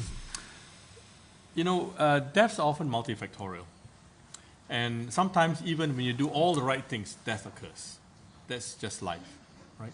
So if you say, could we have prevented these deaths? I can't tell you for sure which ones we can prevent. What I can tell you is that the appropriate treatments were not given. And would May some babies have survived because of it? It's possible. I cannot predict which baby will and which cannot. Yes. In terms of Name and company. Sorry, Luke Curry, freelance filmmaker. Yeah. In terms of potential clinical negligence, is it possible that this could be investigated now, and this is a question for David Davis, Sir David Davis, while a whole trial and potential appeal are ongoing? I mean, where do we stand with this? We're hearing some very damning accounts. Yeah, our principal aim is not pursuing clinical negligence, it's pursuing justice. And what all of this does is provide a completely alternative explanation for the deaths and collapses of those children. An explanation which, in my view, should have been exposed at the trial, not now. So that's really our only interest. Justice generally, both for Lucy, but also for the parents of the children who must have a terrible cloud hanging over them. Is this the first that the parents would have heard about this? I would imagine so. Yeah, I think so. don't know. Yes, yes. Yeah, Nadine. Dr. Lee, between June 2015 and June Microphone. 2016, the Countess of Chester Neonatal Unit was a level 2, which attracts substantial additional funding from the NHS, which means it takes high-risk patients. Is it your opinion that the Countess of Chester should not have been at a level 2, therefore taking those high-risk babies? Should it have been at a level 1, which it was later downgraded to? And do you think that with all that you said about the physicians and the doctors who were working on the unit at the time, that those doctors at that unit for a level 2 did not have the appropriate level of qualifications and experience to be able to operate and treat those high-risk patients? So I'm not familiar with the NHS. I'm going to punt this one over to Nina. So there are 3 levels of units, as you know. There are neonatal intensive care units, local neonatal units, and special care baby units. And so levels 1, 2, and 3, or 3, 2, and 1, I should say. And the Countess of Chester was, as you say, a level 2 unit at that time. Now, a level 2 unit operates within certain general guidelines. They will accept babies of a certain category, and they will not accept, or they will try and ensure the delivery of babies who they're not set up to deal with in a tertiary centre. That requires collaboration, cooperation, discussion between obstetric and neonatal teams. So I think the first point I would make is that there is a legitimate question to ask. Did those conversations take place? And were babies born at the Countess of Chester who should probably have been born at a level 3 neonatal unit? So the point I want to make is that medicine is a continuum, it's a team effort, and things can go wrong at multiple places. But were those questions asked? Was that discussion held between obstetric and neonatal teams? And should some of these babies not have been born at the Countess of Chester? Your second point relates to qualifications. I think here one wants to draw a distinction between qualifications and experience.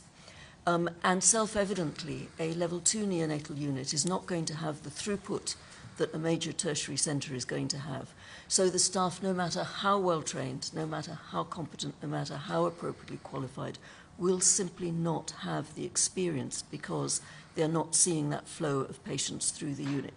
So sometimes in level 2 units, the staff are forced to look after babies, because babies have been born there, forced to look after babies who should not have been cared for. This is no criticism of them. They are doing the best they can under the circumstances that are presented to them. So that's a second consideration. The third is that, as we all know, the NHS has been under great strain, staffing has been a problem, and many, many, many neonatal units around the country, including the Countess of Chester, have had staffing issues and have not been able to fill their rotas appropriately. So I think what I'm saying is that all of the above, but they're all weighing in different ways in each of the cases that we've discussed. It's also notable that they downgraded the day they suspended Lucy, which tells you something as well. Yes, ma'am. Second row. Yeah. Hi, I'm Caitlin at PA. A question for Mr. MacDonald. You mentioned today deaths due to natural causes, bad medical care, inadequate staffing, etc., etc. These were all themes that were explored extensively by the defence at the trial. Examples relating to baby 4, baby 11, about potential issues with the air leak. So my question to you is this just a rehash of the defence case rather than new evidence? The difficulty is, if you do not have an expert at a trial, then what you ask of an expert in cross-examination is not evidence. You can put whatever you want to a prosecution expert. They don't accept it. The judge will sum up to the jury the evidence of not accepting it, not the evidence of putting the question. And the defence did not call an expert. So as a result, all you were left with was the evidence of prosecution experts in relation to neonatology, paediatrics, and pathology. And so, yes, this is fresh evidence. This is new evidence. It's compelling evidence because of the nature of the people who are giving that evidence. And it wasn't heard by the jury. Yes, ma'am. Okay, that's okay. So Phoebe Davis from Tortoise Media. Dr. Lee, I'm just struck by you have personal involvement in the case because your evidence was used. As far as I'm aware, the other experts did not have any personal involvement in this case. I'm struck by them coming together, as you say, in a historic way. What is the impact of this case on the international community in this sector? And I'm curious, though, why does this case matter? Why do you think it's taken up so much attention? I guess this is also for Dr. Moody. Why does this case matter so much to the profession? To be honest, I'm not sure how much of this case gets around the world. This is UK news, and it may be on the headlines in the UK, but in Canada, I didn't hear very much about it. I saw a little column in the newspaper about that big, saying that a nurse had been convicted in the UK for 17 murders, and I thought, how terrible this is, and that's all we hear. I think then what happened subsequently was that I was called by the defense for the appeal to say, can you look at this? And I don't usually do medical legal cases, I just don't enjoy them. In this particular case, because they used my paper, I was curious to see what exactly did they use my paper for. And when I saw the evidence that they gave, I was disturbed because it was wrong. And after I gave the appeal, I realized that she had no further road to go because she had exhausted all avenues of appeal. And yet, it remained that the evidence was wrong. Now, I didn't know at the time whether she was innocent or guilty. What I did know was that the evidence that was used to convict her was wrong. And to me, that's a problem. You shouldn't be using wrong evidence to convict someone, regardless of whether she's guilty or innocent. And so that was when I decided to have a further look at the evidence, because it wasn't just about the skin discoloration, which was asked at the appeal, but it was about many other things. And without looking at all the other evidence, I couldn't form any opinions. And that was when I approached the solicitors at the time to say, well, if you are willing and if Lucy is willing, I'd be willing to look at the rest of the evidence. And if I was concerned that the rest of evidence was also a problem, I would convene a panel. And so we did.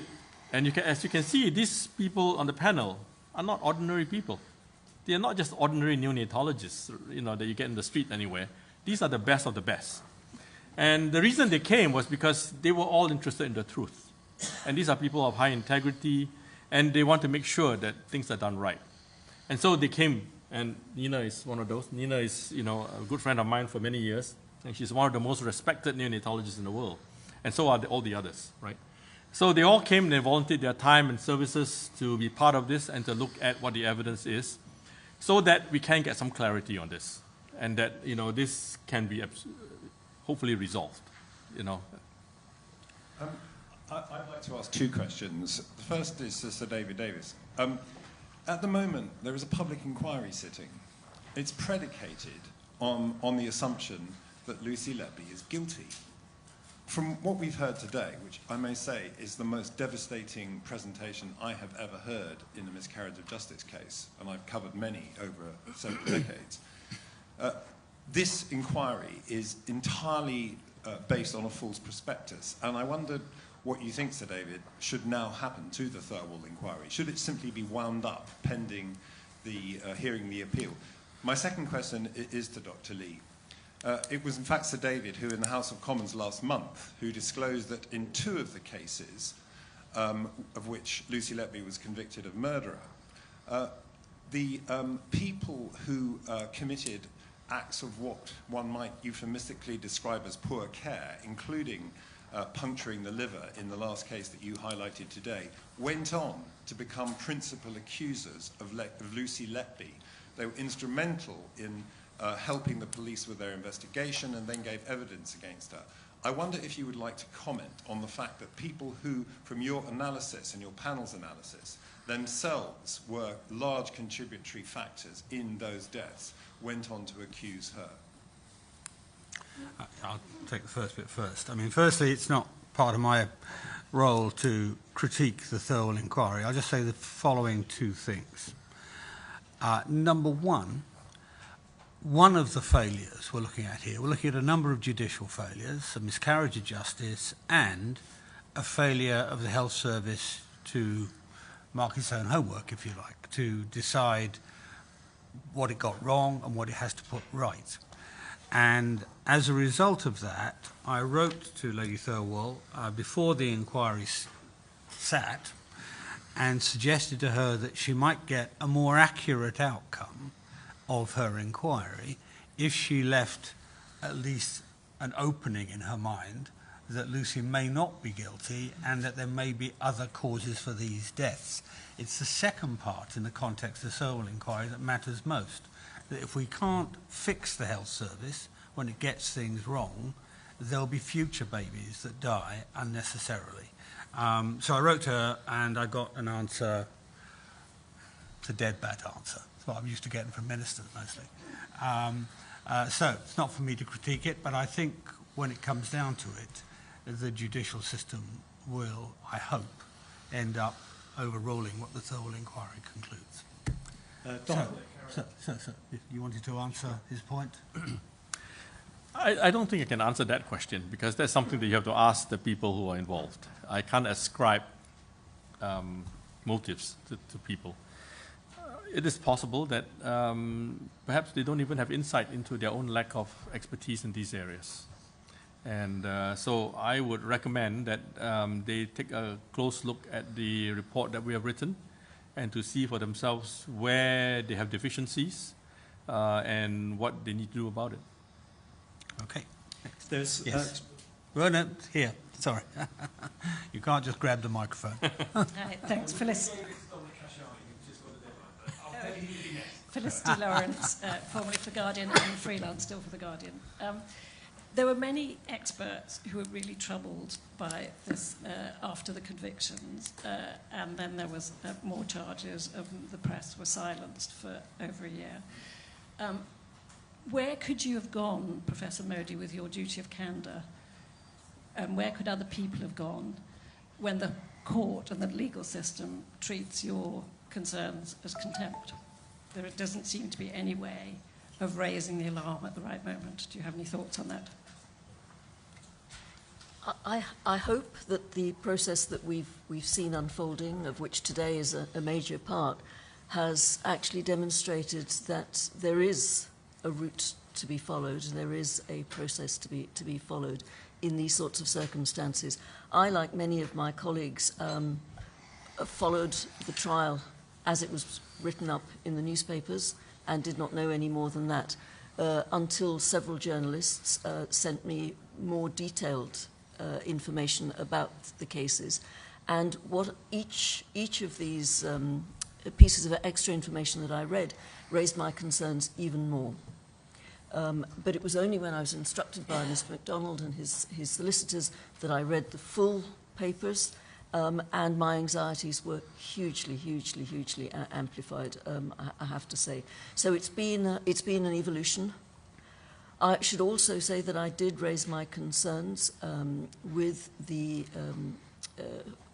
defence team. I had a courteous reply, but No, not during the trial. During the trial, but nothing further was asked of me. So I think you ask a very legitimate question. We do have a duty of candour, and it can be very difficult sometimes to know where to go when one has concerns about how to exercise that duty of candour. Dominic Ashani. No, wait. I'll just make one other point, and that is that during the course of this process, mostly post-trial, there have been a number of people get in touch, principally nurses, who have been afraid to come forward because they've seen what's happened to whistleblowers in the health service historically. And so I think it's wider than simply the experts. It is. May I just come back briefly on that? Yeah. Because we have had previous discussions, national conversations in this country about the need to learn, to have a learning healthcare service. And I think the legal process here with its adversarial process does not serve patients well. What we really needed in this instance, way back at the beginning of these cases, was a really in-depth investigation conducted by medical experts, not just neonatologists, but also pathologists, clinical chemists, surgeons, obstetricians, and so on and so forth. Had we had that done at the outset, then perhaps we would not now be in the position in which we're in. And ideally on a no-fault basis. Yes, Dominic. Can we take Dominic? All right. He's got to go. I'll give in to your pressure. Broadcast headlines. Dominic Ashani, BBC News.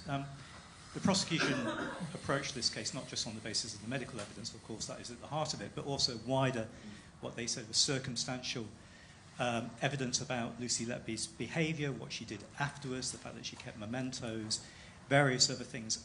How do you address that wider case, which was presented to the jury and left them sure of her guilt? Let me deal with that head on. First of all, Lucy Letby was convicted because of the medical evidence that was presented to the jury. Medical evidence led by the lead prosecution expert, Dr Derry Evans. If that evidence was at fault and was wrong, the conviction is unsafe. It's as simple as that. The other parts of the evidence that you talk about, the circumstantial or the lesser circumstantial evidence, falls away.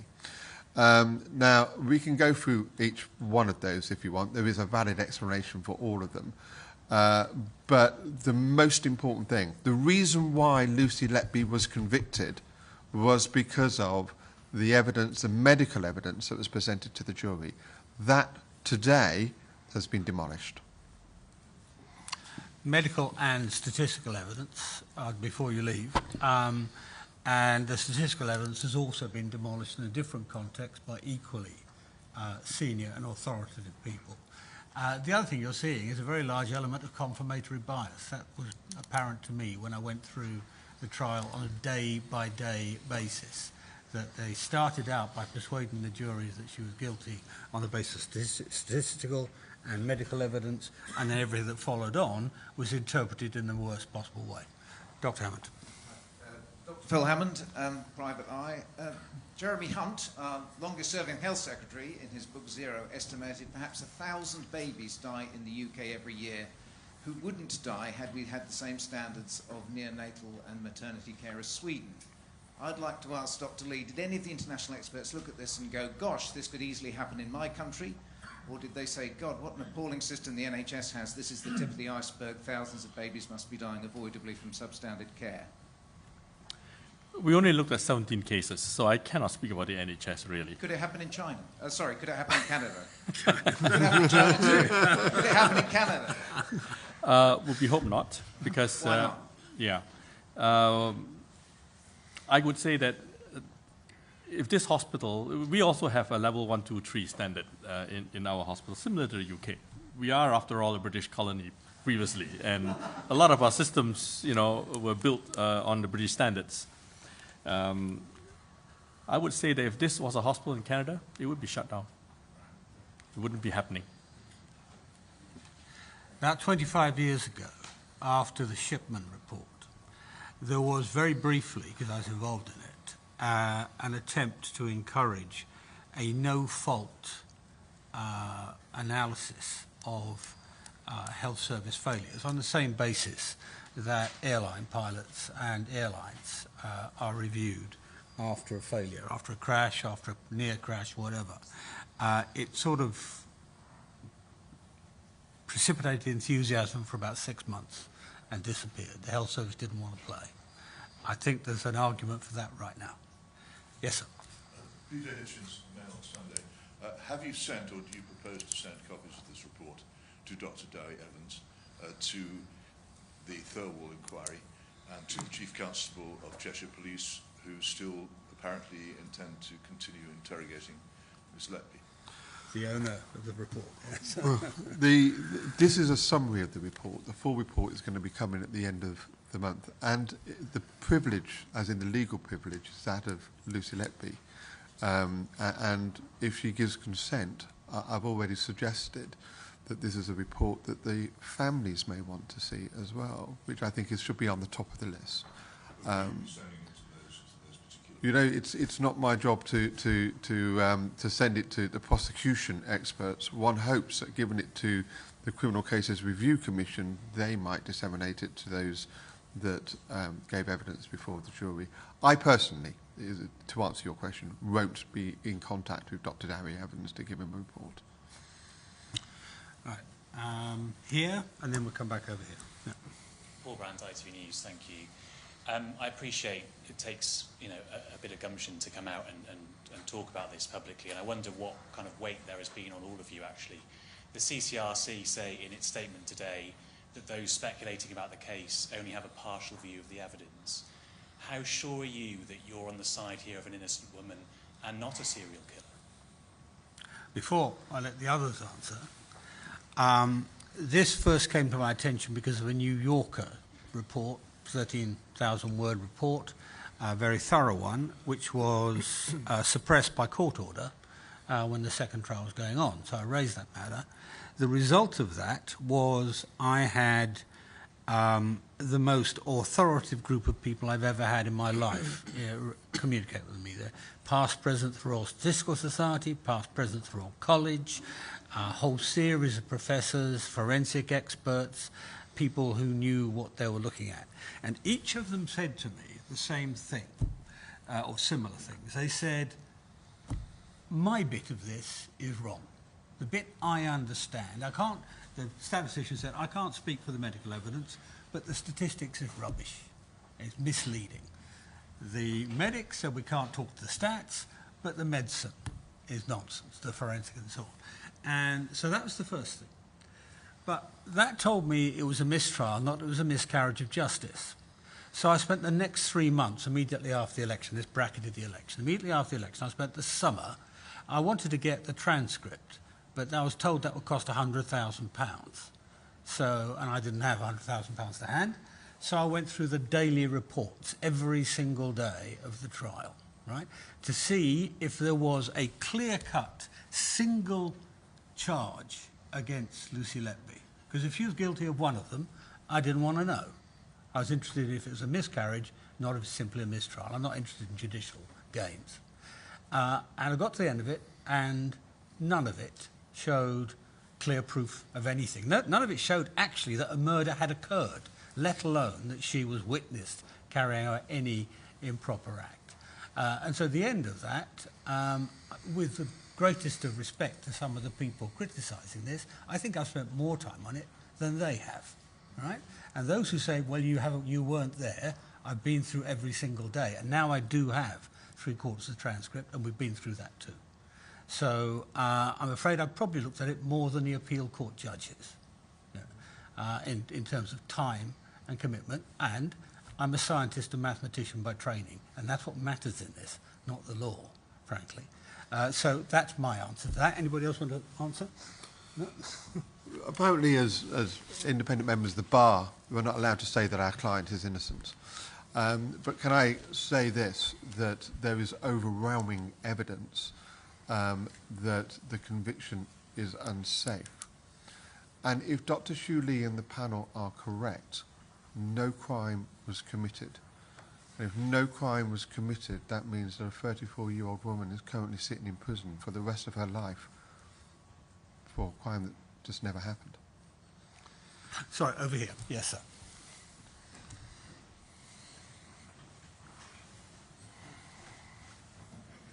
And then you. Thank you, Sir David. Edward Abel-Smith, co-host of Was There Ever a Crime? The Trials of Lucy Letby. My question is with regard to the CCRC, the Criminal Cases Review Commission. If we look at cases such as Andy Malkinson, who has his conviction overturned, or Robin Garbett, who's awaiting his outcome from the CCRC, these things can take 5-10 years to get to the appeal court. Is there anything you can do, or is there anything you're going to do to try and ensure that Lucy Letby isn't still waiting for her time in front of a retrial for another 10 years, say? I've been working with the Criminal Cases Review Commission for over, I think, 20 years. And some cases I've had in the CCRC for over 7 years waiting for them to make a decision. Currently got one that's 8 years, I think. But what I do know is that the CCRC are taking this very seriously. They've already got a team in place. They're ready to go. And I hope that having... because they've watched this conference. I've made sure they've had a link to this. They've watched the presentation. They've got this report. They're going to get the final report. That they've seen what you've all seen. I'm hoping they're going to take this very seriously and deal with it very quickly, and we will be back in the Court of Appeal very soon. So, Joshua Rosenberg, a lawyer writes on Substack. Question for Mark MacDonald.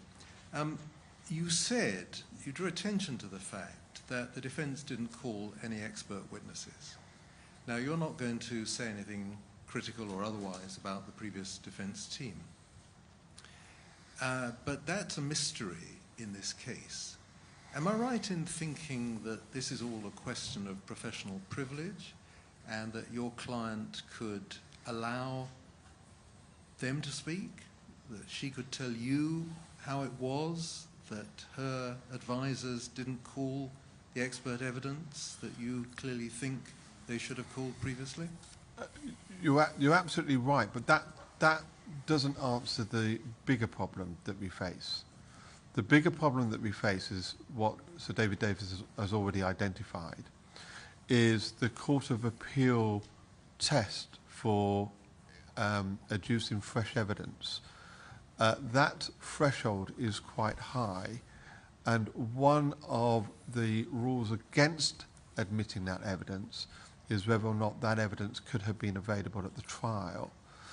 And so that means that even though a conviction is unsafe because we've got overwhelming evidence here, the court has a discretion to deny all this evidence to go before it because Dr Shoo Lee could have been called at the trial and wasn't, and wasn't contacted.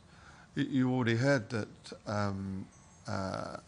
Dr Modi was actually herself contacted the defence team at the trial and wasn't used or wasn't asked or certainly wasn't engaged with.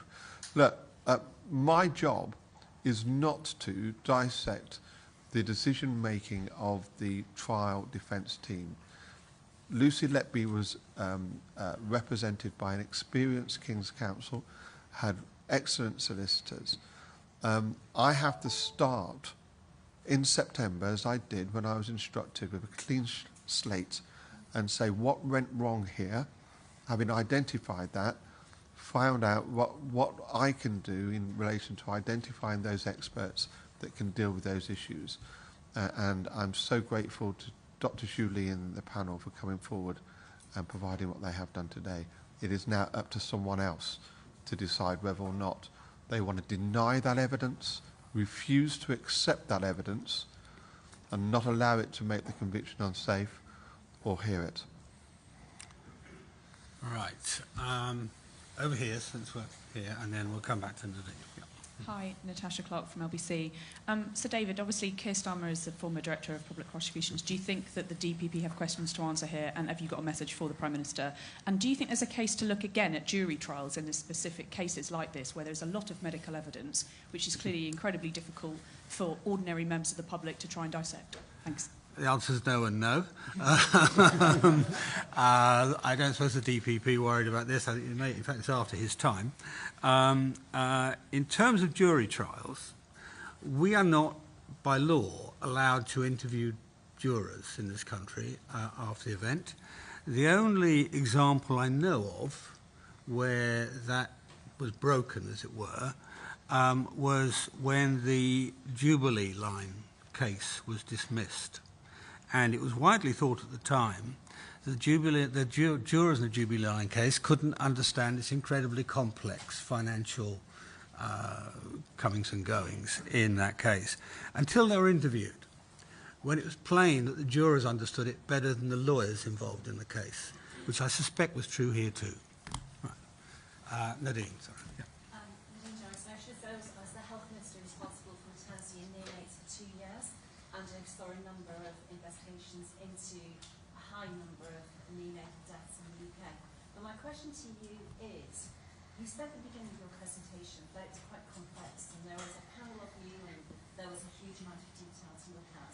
Lucy Letby sat in jail for 7 years while Dr Dewey Evans prepared his reports. We believe that he was paid a substantial 7-figure sum for doing so. Do you think it was appropriate, and this is probably one for Mr Modi as well, would it actually take 7 years to have compiled those reports to take to court in 2023, during that time whilst Lucy was sat in prison? That's tragic. 7 years is a long time in anybody's life. I would hope that something is done about that. I don't think that, in my own personal opinion, that seems very long. I don't know about a court, so I can't speak to that. It's just tragic. I cannot even imagine how that happened. Can I come back on the issue in relation to jury trials, if I may? I am a big supporter of the jury trial and would not like to see it go in any way whatsoever. However, there's a layer before this ever getting to a jury, and that's the one that Dr Modi identified. That the complex science and the complex should have gone out to the leaders in the field and discussed it and assessed it before it got anywhere near a criminal charge. In this case, the lead prosecution expert, who was a retired paediatrician for 15 years and was a professional expert, described in a podcast how he contacted the police, how he jumped in a car, drove to a police station, how he says, was handed a set of notes, and within 10 minutes whilst drinking, ready to start this case at all. It should have gone out to experienced, highly experienced neonatologists and pathologists before it got anywhere near a criminal charge. Gentleman at the back. Stephen Phelps, I'm a retired television producer. I used to make BBC's Rough Justice and Trial and Error on Channel 4. I'm picking up on the point about Dewey Evans, the Crown's principal expert witness. Are you aware that he did not actually hold a licence to practice during the relevant periods? His licence to practice ran out in 2014 and was not renewed again until 2019, which means he was not licensed to practice while the events were happening, nor when he was writing his reports for the police in 2017 and 18. And the Academy of Medical Royal College's guidelines say that healthcare professionals giving expert evidence must hold the appropriate licence to practice and be in or sufficiently recently in practice. And as we know, he hadn't been in practice for many years, and now we know that he didn't hold a licence at that time. Does that make him a totally unsuitable expert for the Crown to have used? Well, I mean, I don't want to comment too much about his background or his experience. The Crown Court judge, the trial judge, found that he should remain, and the Court of Appeal upheld his qualifications to be an expert. So it's not for me to say now that the Court of Appeal are wrong or that the trial judge was wrong. In relation to should he been allowed to have been an expert, my understanding is, in fact, that his expertise was never challenged at the trial, at the start of the trial. It was many weeks in when the trial judge received an email, I think it was, from another Lord Justice of Appeal raising concerns about Dr. Dowie Evans. And then there was a large argument about whether or not they should continue, and the judge decided after legal argument that they should continue. It's a very long answer. What I'm trying to say is that the trial judge found that he was an expert and able to give expert evidence before the jury, and so did the Court of Appeal. If issues like this were canvassed, one would have hoped that the judge would have taken that into account. But it does bring us back to the Law Commission report back in 2011, which we should implement. Sir, you are trying to get my attention? Yeah. Dr. Roger Norwich, a question for Professor Modi. I'm a doctor who, amongst a group of other doctors, have been very concerned about the quality of the medical evidence that was given in the trial, so much so that we made complaints against the two main expert witnesses to the General Medical Council. The General Medical Council completely refused to engage with our complaints and have continued to ignore us. Can you tell us what you feel this tells us about the regulation of the medical community and what it tells us in terms of patient safety?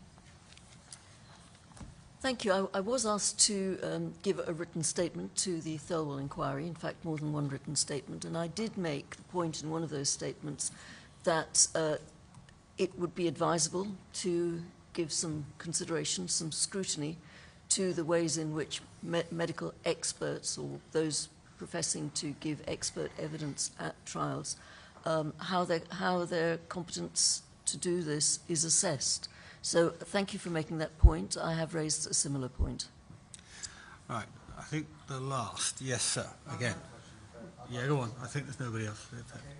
Dr. Lee, can I ask you, this morning there will be parents who have some closure to their baby care following Lucy Letby's conviction. But we've just got this earth-shattering revelation that some of these deaths could be preventable.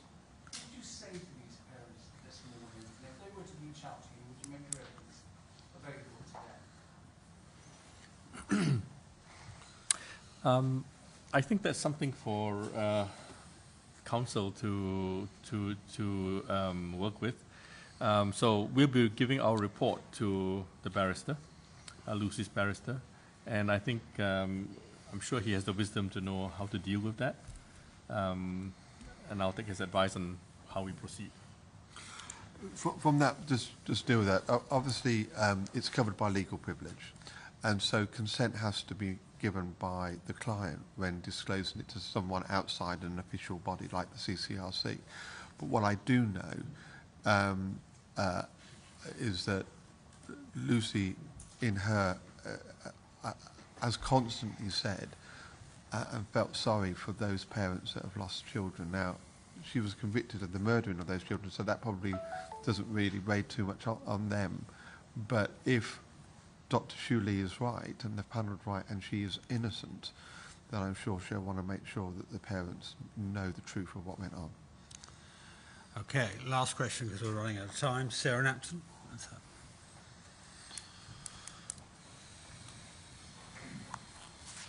Thanks, David. Sarah Napton from The Telegraph. A question for Dr. Lee. If the prosecution had come to you and said that they were planning to use your work in the way that they did, what would you have said to that? And might air embolism cases have been nipped in the bud if they'd done their due diligence early? Could we have prevented it getting this far? The answer is yes. Okay. Right, can I say thank you to the panel? Thank you to everybody for coming. This is the longest press conference I've ever chaired. Thank you very much. And those who don't have reports, there should be some more left behind here, so if you want to grab one, please do. Thank you. Brilliant job.